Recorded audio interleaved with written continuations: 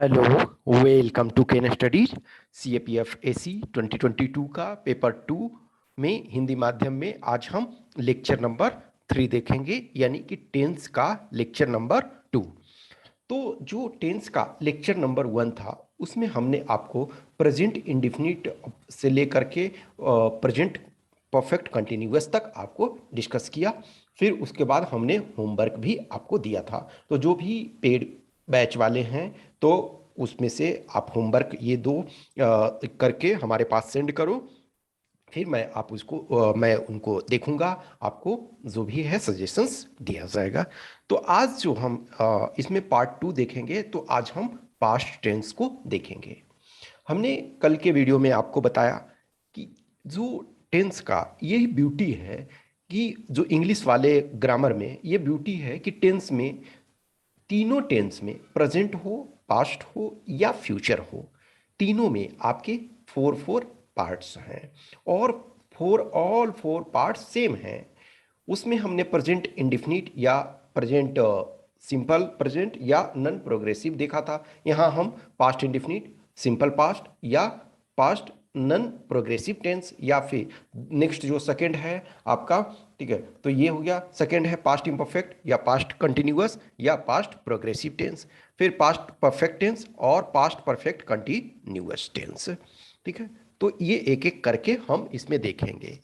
कल वाले वीडियो में हमने ऑलरेडी बताया कि जो प्रेजेंट है वो प्रेजेंट टेंस को प्रॉपर डिटेल में ये आपको करना है, और पास्ट के सारे चीज़ों को आप बहुत अधिक यूज नहीं करते हो। यस, यूज किया जाता है, ऐसा नहीं है कि यूज नहीं किया जाता है, लेकिन कुछ कुछ जैसे फॉर एग्जांपल रियल लाइफ में आपको पास्ट परफेक्ट कंटिन्यूअस टेंस का बहुत कम, रेयर में ही आपको सेंटेंस में यूज होगा।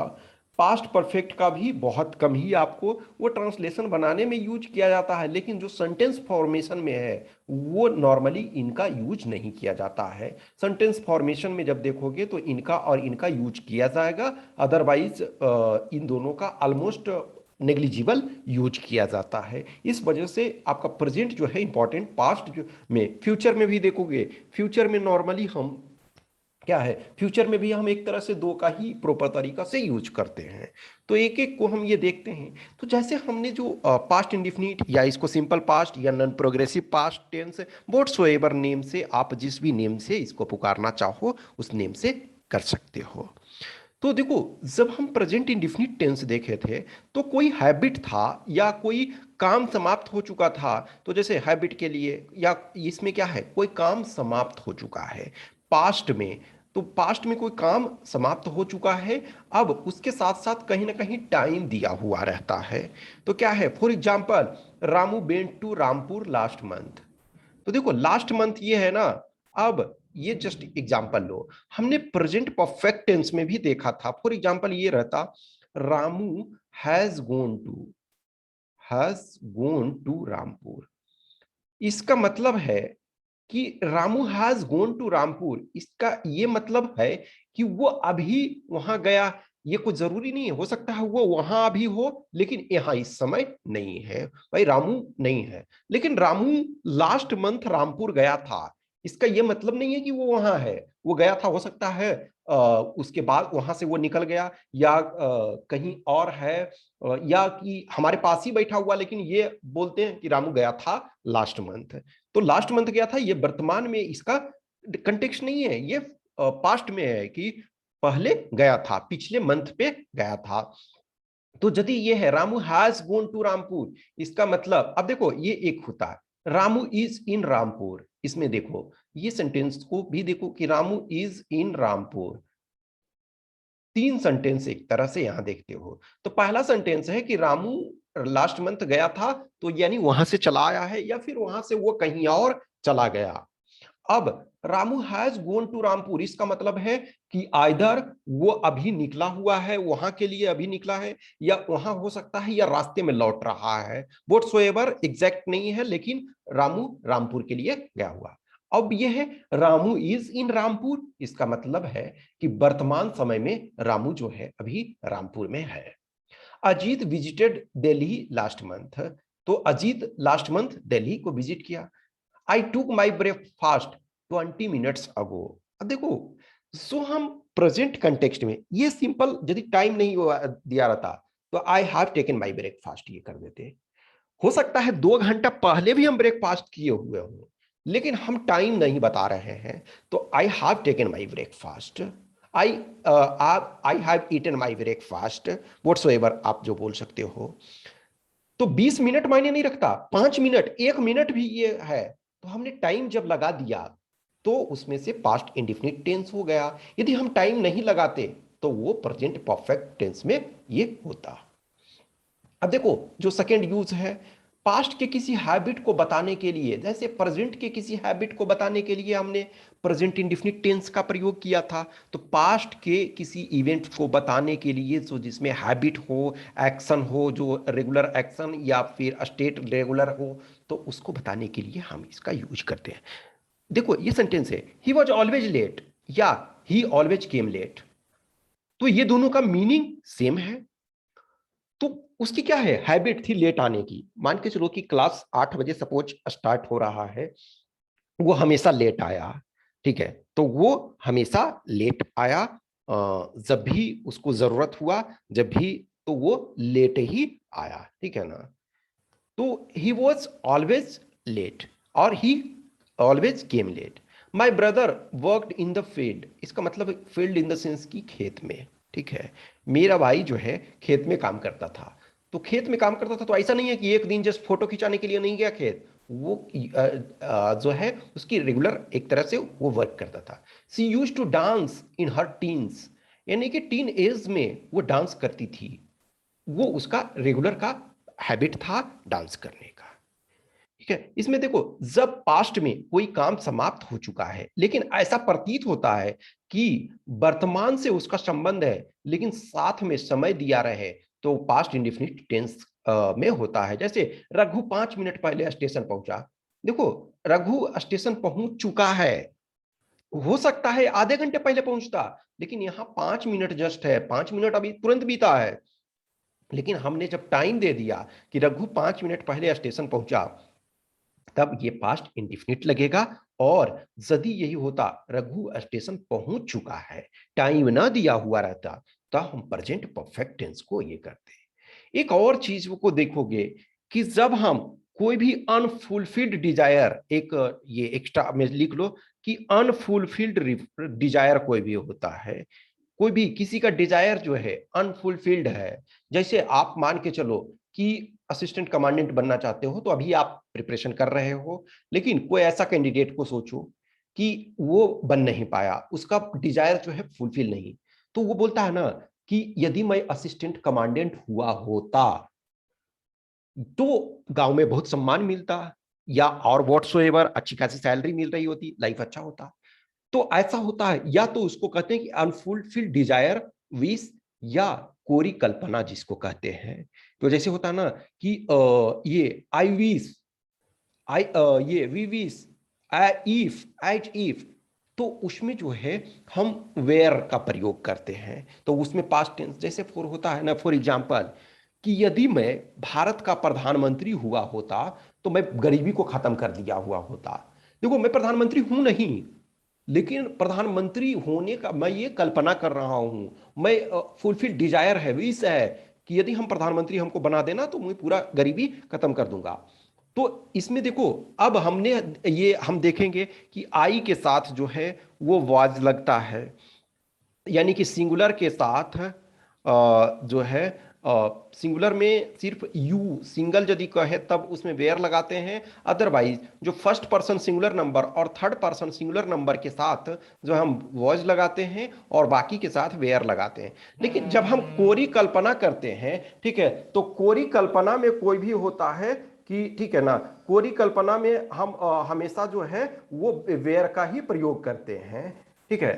तो यहां यदि किसी चीज में कोरी कल्पना हो रहा है कि हम यदि प्रधानमंत्री हुए होते, तो if I become the prime minister of, या कर सकते हो ये I would eradicate the poverty, या if I were the prime minister of India, ये भी कर सकते हो कि इफ आई बिकेम, तो बिकम का देखो बिकेम हमने लगाया सेकेंड रूप, ठीक है, I became, if I became the prime minister of India, या फिर if I were the prime minister of India, यदि मैं भारत का प्रधानमंत्री हुआ होता।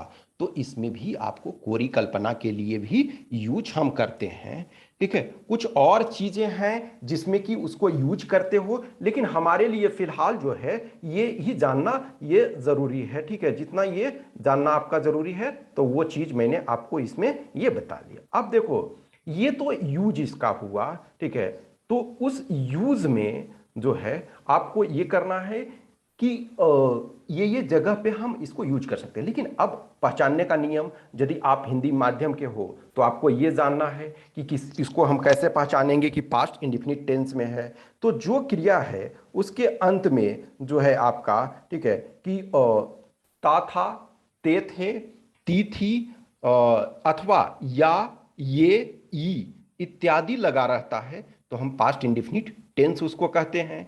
अनुवाद जो है कि सेंटेंस इसमें बनाने का जो नियम है, subject plus V2 plus object. हमने आपको ऑलरेडी बताया था कि V1, V2, V3, V4 और V5 जो है वो आपका हमेशा ये यूज होगा। उस चीज को आपको हमेशा ये करके रखना है। ठीक है, तो ये V1, V2, V3, V4, V5 इसको ये हमेशा आपका काम आएगा। फॉर एग्जाम्पल, राम बाजार गया तो राम वेंट टू मार्केट। वह खाता था, तो क्या खाता था ये नहीं दिया हुआ, इसमें ऑब्जेक्ट नहीं है। देखो इसमें ऑब्जेक्ट है, ये फर्स्ट वाले में कहा गया तो मार्केट, और वह खाता था, क्या खाता था ये हम नहीं जानते हैं। नोट, निगेटिव अथवा इंट्रोगेटिव सेंटेंस में डीड के बाद जो है V1 का प्रयोग करते हैं। अदरवाइज सिर्फ आपका अफर्मेटिव सेंटेंस यदि हो, ठीक है, तो अफर्मेटिव सेंटेंस में ये होता है, जो उपयोग होता है वो हम करते हैं V2 लगाते हैं। लेकिन यदि आपका निगेटिव और इंट्रोगेटिव सेंटेंस हो तो डीड के बाद जो है V1 का हम प्रयोग करते हैं। तो इसमें क्या होगा, सब्जेक्ट प्लस डीड जो प्लस V1 प्लस ऑब्जेक्ट। अब देखो यदि निगेटिव रहेगा तो आप निगेटिव में ये है। अब देखो ये हमने कल भी आपको बताया था। फॉर एग्जांपल है कि तुम इतिहास क्यों नहीं पढ़ती थी, तो ये पास्ट टेंस में, तो why didn't you study history. अब या फिर यदि इसको डीड और नोट को अलग लिखना है तो why did you note study history. ठीक है, आप जो है, आप या तुम जो भी कह सकते हो कि हिस्ट्री क्यों नहीं ये पढ़ती थी। तो जो भी है कि आप इतिहास जो है क्यों नहीं पढ़ती थी, तो why didn't you study history या व्हाई डू यू नोट ये ठीक है ना, why did you note study history. ठीक है, क्या वह घर गया, तो डिड ही गो होम। आप समय पर अपना काम नहीं करते थे तो you did not do your work on time. क्या आप समय पर कॉलेज जाते थे, तो did you go to college on time.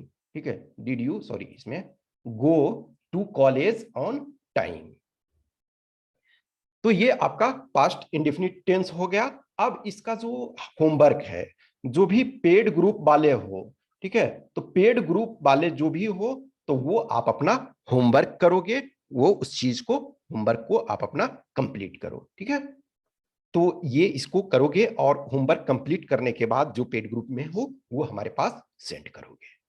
अब आपका है पास्ट इम्परफेक्ट या पास्ट कंटिन्यूअस या पास्ट प्रोग्रेसिव टेंस। अब देखो, जो कोई काम जो है कि ये आपका भविष्य, ये सॉरी भूतकाल में यानी कि पास्ट में कोई काम जारी था। जैसे फॉर एग्जांपल आप देखोगे कि Sita was reading a novel. हम जब ऐसा बोलते हैं, या I was eating, you were going to market, तो इसमें लगता है ना कि कोई और कार्य समाहित है। जैसे ऐसे आप नहीं बोल सकते हो ना Sita was reading a novel, ये आप कह सकते हो ना कि जब मैं सीता के घर गया, या कह सकते हो कि कल रात 10 बजे मैंने सीता को कॉल किया। उस समय सीता एक उपन्यास पढ़ रही थी। या बोलोगे कि कोई आपको कॉल किया तो फोन आपने पिकअप नहीं किया, तो बोलोगे ना कि मैं उस समय एक्चुअली ना खाना खा रहा था।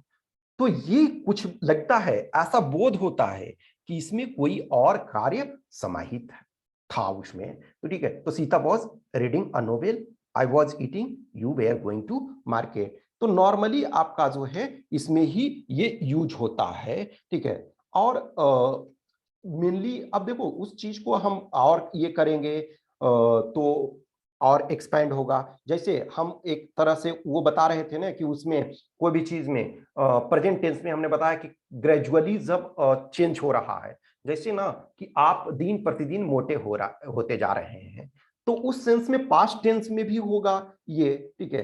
अब ये में कि जो अब फॉर एग्जांपल कि प्राइसेस वेयर गोइंग हाई, तो प्राइस जो है वो हाई हो रहा था। She was becoming more and more depressed. तो जैसे हमने प्रेजेंट टेंस में इस चीज को यूज किया, और से ही पास्ट टेंस में इसको यूज कर सकते हैं। तो हम सारे चीज को यहाँ कंसीडर करने का कोई जरूरत नहीं है। जितना आपको काम है वो आप प्रेजेंट टेंस में चीजों को आप समझ गए थे, तो प्रेजेंट टेंस में से के अनुसार आपको एकोमोडेट कर लेना है।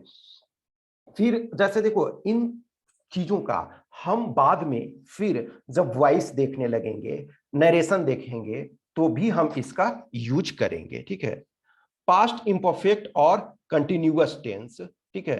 तो वैसा सेंटेंस जिसके क्रिया के अंत में रहा था, रही थी, रहे थे इत्यादि लगा रहता है, तो वह वाक्य पास्ट इंपरफेक्ट या कंटिन्यूअस टेंस का कहा जाता है। अब इसको सेंटेंस बनाने का तो subject plus was were plus V4 plus object, ये इसमें आप V4 लगाते हो। जो हमने पास्ट इंडिफिनिट में देखा तो हम क्या लगाते थे, V2 लगाते थे। V4 का मतलब है कि ING। फॉर एग्जाम्पल वह स्कूल जा रही थी, तो ऐसे ये जो इंडिविजुअल ये सेंटेंस अपने आप में इंडिपेंडेंट नहीं है, कहीं ना कहीं उससे कुछ रिलेटेड है। तो she was going to a school. तुम क्यों नहीं पढ़ रहे थे, तो why were you not reading और स्टडिंग। इसका मतलब है ना कि जो आप फेल हो गए, कहीं कुछ हो गया, तो बोलता क्यों नहीं पढ़ रहे थे, जब आपको टाइम दिया गया था, वो आपको 2 महीने 4 महीने 6 महीने, तो आप क्यों नहीं पढ़ रहे थे। या मैं जब गया था तो तुम क्यों नहीं पढ़ रहे थे, तुम बस खेल रहे थे। तो वे लोग पार्क में टहल रहे थे या घूम रहे थे, तो they were walking in the park. मैं अपना होमवर्क कर रहा था, I was doing my homework. हम लोग डिनर कर रहे थे, we were eating our dinner. तो फर्स्ट पर्सन सिंगुलर नंबर और third person singular number subject के साथ वॉज और बाकी के साथ बेयर लगाते हैं। लेकिन हमने ये देखा कि जो कोरी कल्पना होता है, जो हम इमेजिनेशन करते हैं, जो हमारा फुलफिल्ड डिजायर है, तो उसके साथ जो है हम वेयर लगाते हैं। तो ये एक्सेप्शन आपको देखना होगा, ठीक है। नेक्स्ट आपका जो है ये होमवर्क है, ये आप इसमें से ये होमवर्क को करोगे। देखो यदि ये सेंटेंस पूरा बन जाता है तो इसका मतलब है कि आपका पूरा ये क्लियर हो जाएगा। देखो जो हमने V1 V2 V3 देखा, तो इसमें फॉर एग्जांपल हमने आपको जो फर्स्ट लेक्चर था उसमें 2 बुक के बारे में बताया था। पहला बुक जो था रे एंड मार्टिन का high school English grammar and composition, और दूसरा बुक जो हमने बताया था डॉक्टर अशोक कुमार सिंह का जो ब्रिटिश इंग्लिश ग्रामर। तो इसमें देखोगे जब टेंस वाला चैप्टर इसमें देखोगे तो बहुत सारे आपके जो मीनिंग है उसके V1 V2 V3 V4 V5 के रूप में दिया हुआ है। तो पहले आपका वर्ड दिया हुआ है, उसका आपका ब्रैकेट में हिंदी में मीनिंग दिया हुआ है, फिर उसके बाद V2 V3 V4 V5 के रूप में दिया हुआ है। तो उससे आपका क्लियर होगा, क्योंकि ग्रामर बेसिक रूल जानोगे, लेकिन रूल जानने के साथ साथ आपका वर्ड पावर सही रहेगा, वर्ड्स यदि सही रहेगा तब आप इस चीज को कर सकते हो, ठीक है। तो ये होमवर्क आप करोगे।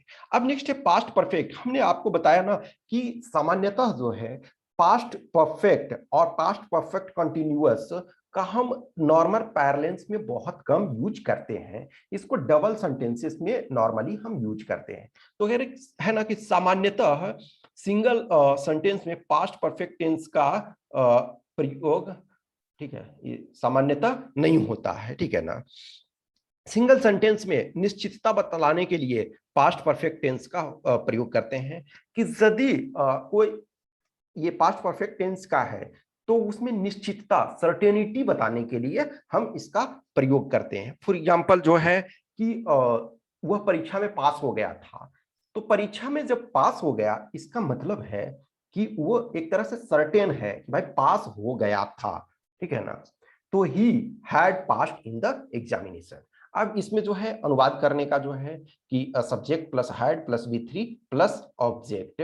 तो जैसे फॉर एग्जांपल या था, ये थी, ये थे, मतलब या ये इसको कह सकते हो चुका था, एक तरह से प्रॉपर यदि देखोगे तो चुका था, ठीक है, चुकी थी, चुके थे, कि वह परीक्षा में पास हो गया था, इसका मतलब वह परीक्षा में पास हो चुका था।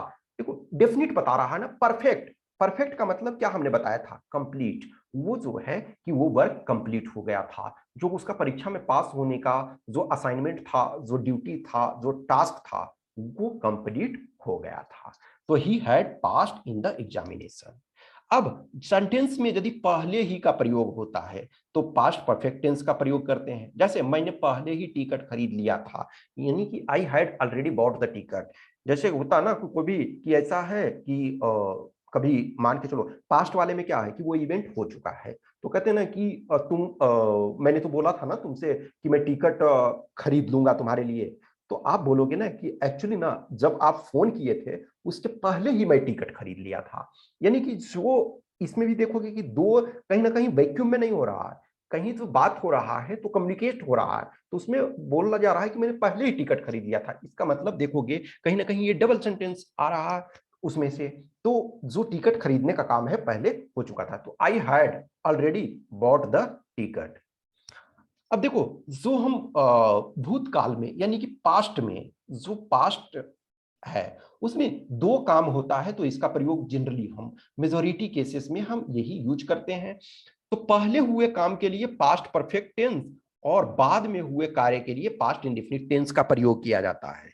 इस टाइप के जो आप यदि 10th में 9th में होंगे तो कुछ गार्जियन या कुछ ऐसे आदमी जो टेंस वेंस पढ़ लिए हैं तो आपको टॉर्चर किया जाता था इससे कि मेरे स्टेशन पहुंचने के पहले ट्रेन खुल चुकी थी, यानी कि the train had started before I reached the station.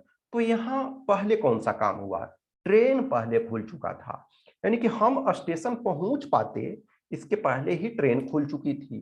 तो the train had started before I reached the station, यानी कि जो ट्रेन खुलने का काम पहले हुआ और हमारे स्टेशन पहुंचने का काम जो है वो बाद में हुआ। छात्रों के आने से पहले शिक्षक कक्षा में आ चुके थे। तो कक्षा में पहले कौन आए, शिक्षक आए, उसके बाद छात्र आए। तो the teacher had come in the class before students came. तो यानी स्टूडेंट्स जब आए तो इसमें देखो केम लगाए, इसमें है रिच्ड लगाए, ये इसमें लेकिन ये हैड लगाए, जो पहले हुआ उसमें हम पास्ट परफेक्ट टेंस लगाए, जो बाद में हुआ उसमें पास्ट इंडेफिनिट टेंस लगाए। ठीक है, अब ये आपका होमवर्क है, इस होमवर्क को आप ये करोगे। ठीक है, नेक्स्ट आपका लास्ट इसमें है पास्ट परफेक्ट कंटिन्यूअस टेंस। तो ये जिस वाक्य क्रिया के अंत में ता आ रहा था, ती आ रही थी, ते आ रहे थे और साथ में समय दिया रहे, तो वह वाक्य जो होता है, वह सेंटेंस जो होता है पास्ट परफेक्ट कंटिन्यूअस टेंस का होता है। तो अनुवाद इसमें क्या है कि सब्जेक्ट प्लस हैड बीन। देखो जब हमने प्रेजेंट परफेक्ट कंटिन्यूअस तो हैज बीन और हैव बीन लगाया था, या तो हैज या हैव, तो हमने देखा था कि जो थर्ड पर्सन सिंगुलर नंबर है उस सब्जेक्ट उसके साथ हैज बीन लगाए थे, बाकी के साथ हैव बीन लगाए थे। लेकिन यहाँ जो हैड है वो सबके साथ हैड ही लगेगा, और ये आपका V4 और 4 और सिंस प्लस ऑब्जेक्ट।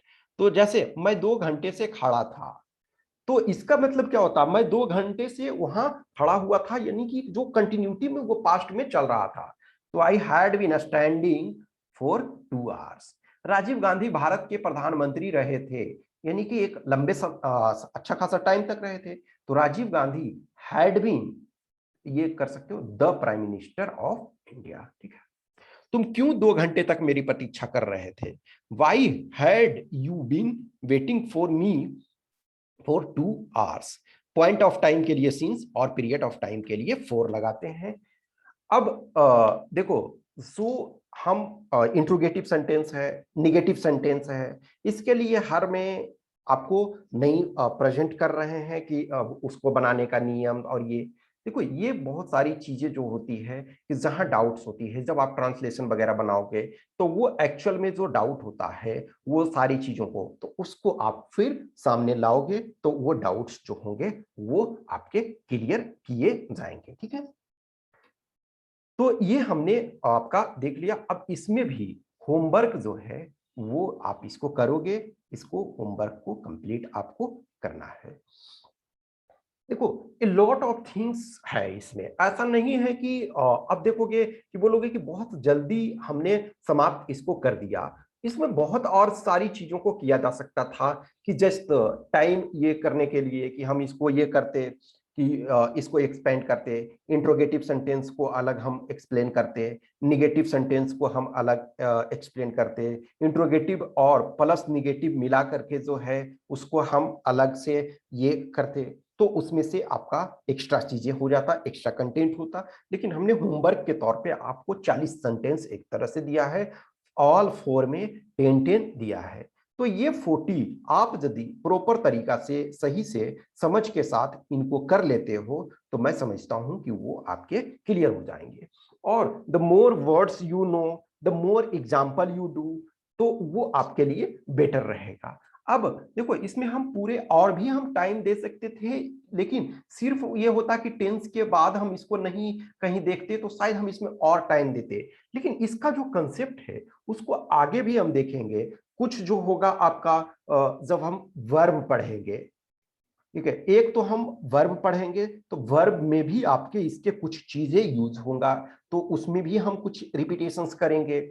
और सो आपका फिर जो है कि सब्जेक्ट वर्ब एग्रीमेंट, यानी कि सिंटैक्स जो होगा सब्जेक्ट वर्ब एग्रीमेंट, उसमें भी हम इसको देखेंगे।